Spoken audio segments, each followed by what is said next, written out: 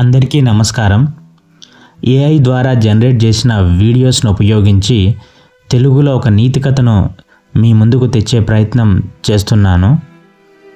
నచ్చితే please like, share and subscribe. ఒకప్పుడు ఒక గ్రామంలో రామయ్య అనే రైతు ఉండేవాడు. అతను కష్టపడి పనిచేసి పండ్లు, కూరగాయలు పండించేవాడు.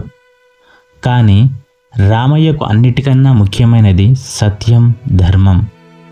అతను ఎప్పుడూ నిజాయితీగా ఉంటూ గ్రామంలో అందరికీ ఆదర్శంగా నిలిచేవాడు. ఒకరోజు పంట పొలంలో పనిచేస్తున్న రామయ్య వద్దకు ఓ ముదుసలి వృద్ధుడు వచ్చాడు. అతడు ఆకలితో కడుపు మాడిపోయి ఉండేవాడు.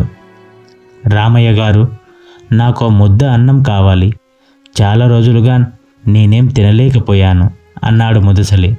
రామయ్య వెంటనే తన భోజనం తీసుకొని ఆ వృద్ధుడికి ఇచ్చాడు. అంతలోనే రామయ్య పొలంలో పనిచేస్తూ తవ్వుతున్నప్పుడు పెద్ద పెద్ద బంగారు నాణేలు దొరికాయి. అవి చూడగానే అతని మనసులో సందేహాలు కలిగాయి. ఇవి నా బంగారమా లేక దేవుడు పరీక్షించడానికి పంపించాడా అని ఆలోచించాడు. తన తోటమాలి పక్కవారికి చెప్పగా వారు, నీవే వీటిని ఉపయోగించు, దేవుడు నీకు దీవెనగా ఇచ్చాడు అని చెప్పారు. అయితే రామయ్య సత్యం, ధర్మం నమ్మినవాడు. నేను నిజాయితీగా ఉండాలి, ఈ బంగారాన్ని ఎవరికి చెందిందో వారికి తిరిగి ఇవ్వాలి అని నిశ్చయించుకున్నాడు.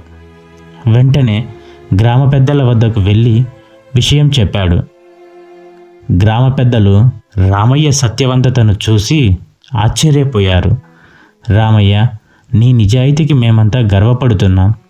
ఈ బంగారం నీవే తీసుకో, ఇది నీ మంచితనానికి దేవుడు ఇచ్చిన బహుమతి అని ఆ బంగారాన్ని రామయ్యకే ఇచ్చారు.